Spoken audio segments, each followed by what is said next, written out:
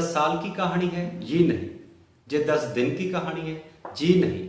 ये पूरी जिंदगी की कहानी है। किताब का नाम है अक्टूबर यंक्षम। लेखक हैं दिव्या प्रकाश दुबे। इस किताब को पब्लिश किया है हिंद युग्म ने। किताब के कुल पन्ने हैं 150 और इसका पेपरबैक प्राइस है 125।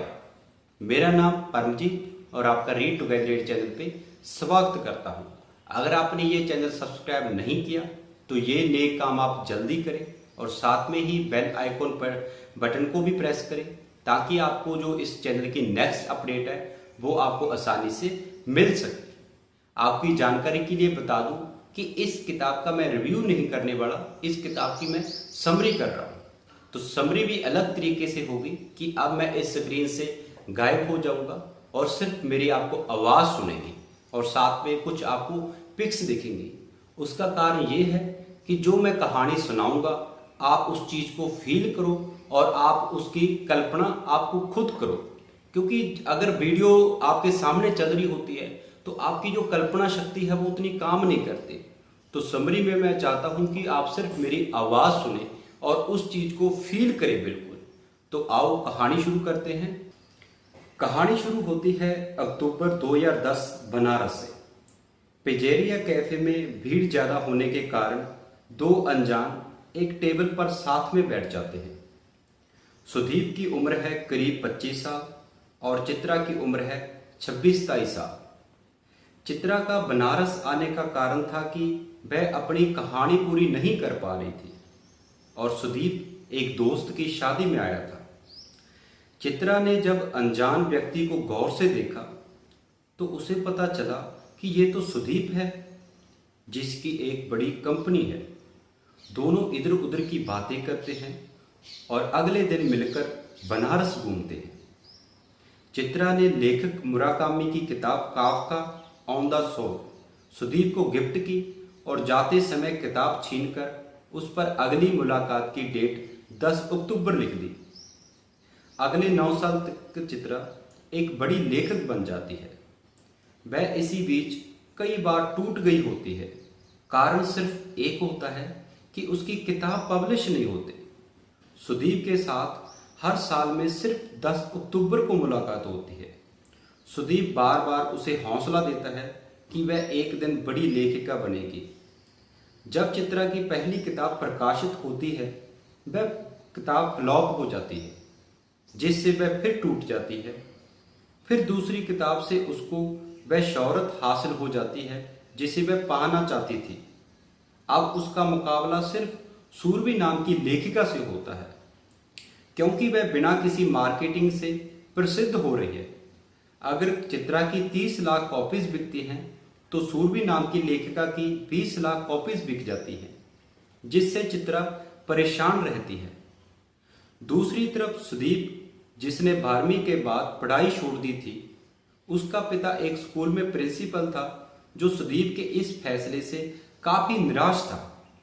सुदीप अपना घर छोड़ देता है और बाद में उसकी मां मर जाती है, जिसका कसूरवार वह अपने पिता को समझता है।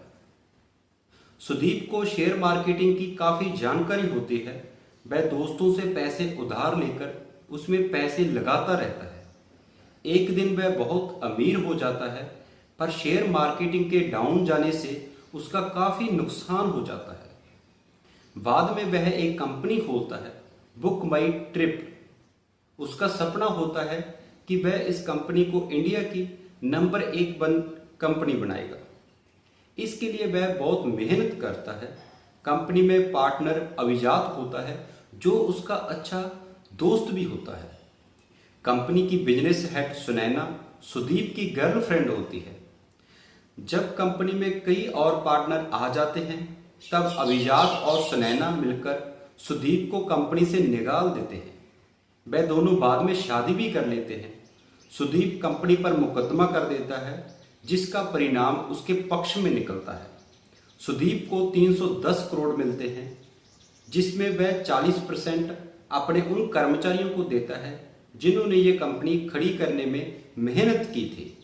40% हिस्सा वह एक एनजीओ को दान दे देता है। बचा 20% वह अपने पास रखता है वह 32 साल की उम्र में ही रिटायरमेंट ले लेता है।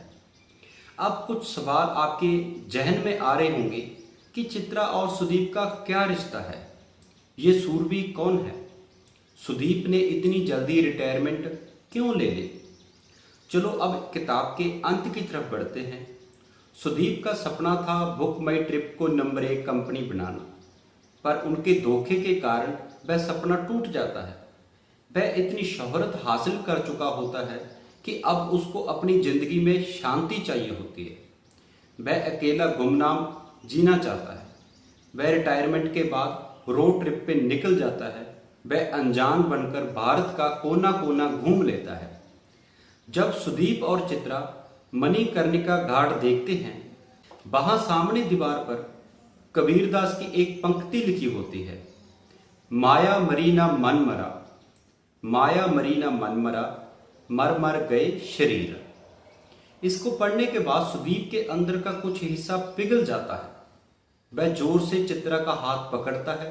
वह वहां से सीधा लखनऊ अपने पिता के पास चला जाता है। वहां पे दोनों को एक सच्चाई बताता है कि जो सूरबी है वो असल में मैं ही हूं। चित्रा हैरान रह जाती है। फिर सुदीप सब बताता है कि वह रिटायरमेंट के बाद ज़्यादा घूमता था और फिर अपनी माता के नाम पे लिखना शुरू कर दिया। वह नहीं चाहता था कि कोई उसे जाने। वह अपनी माता के नाम पे एक एनजीओ भी चलाना चाहता है। वह इन दोनों से बेनती करता है कि ये सच कभी बाहर नहीं आना चाहिए। सुदीप वहां से फिर एक रोड ट्रिप पे निकल जाता है। वह एक गांव में रुकता है। वहां पर पंचायत चल रही होती है। सुदीप एक लड़के से मसले के बारे में पूछता है तो ये बताता है कि ठाकुर साहब के लड़के ने इस लड़की के साथ जबरदस्ती की है। लड़की छोटी जात की है, लड़की अब पेट से है। पंचायत ने फैसला लिया है कि ठाकुर साहब इस लड़की को 11,000 रुपये दें और पूरे गांव को खाना खिला दें तो वह बरी हो जाएंगे। सुदीप ने ये सुना तो उसके पैरों के नीचे से जमीन सरक गई। उसने घबराहट में कह दिया कि मैं एक पत्रकार हूं। वह पंचायत एकदम सुदीप के पीछे पड़ गई। सुदीप जल्दी से गाड़ी में बैठा और पूरी रफ्तार से भगा ले। गांव के लोग उसके पीछे आ रहे थे। सुदीप जिस वक्त पगडंडी से बाहर निकला, ठीक उसी समय एक ट्रक ने उसको टक्कर मार दी। ट्रक वाले की गलती नहीं थी। कोहरे में किसी को भी धोखा हो सकता है। चित्रा और सुदीप के पिता को जब पता चलता है तो वह भागे जाते हैं हॉस्पिटल में, पर तब तक देर हो जाती है। सुदीप इस दुनिया को अलविदा कह चुका होता है। चित्रा सुदीप के पिता के साथ ही रहने लग जाती है, पर उसका पिता कह देता है कि बेटी मेरे पीछे अपनी जिंदगी खराब मत कर। पर चित्रा नहीं मानती तो पिता कहता है कि अगर रहना है तो ऐसे रहो जैसे सुदीप भी साथ ही रहता हो और अपना लिखना जारी रखो। बाद में चित्रा सुदीप की अधूरी किताब भी पूरी करती है और उस पे सूरबी के साथ साथ सुदीप का नाम भी लिखती है। अब एक सवाल आपके जहन में बाकी है, वो भी बताता हूँ। चित्रा और सुदीप ना ही दोस्त थे ना ही प्रेमी थे।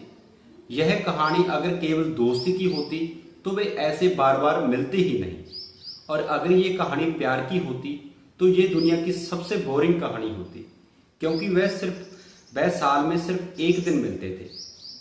सुदीप कहता है शादी करते ही सब कुछ वही रहते हुए भी बदल जाता है, इसलिए जिससे खूब प्यार हो उससे कभी शादी नहीं करनी चाहिए। तो दोस्तों, ये थी अक्टूबर जंक्शन किताब की कहानी। उम्मीद करता हूँ आपको पसंद आई होगी।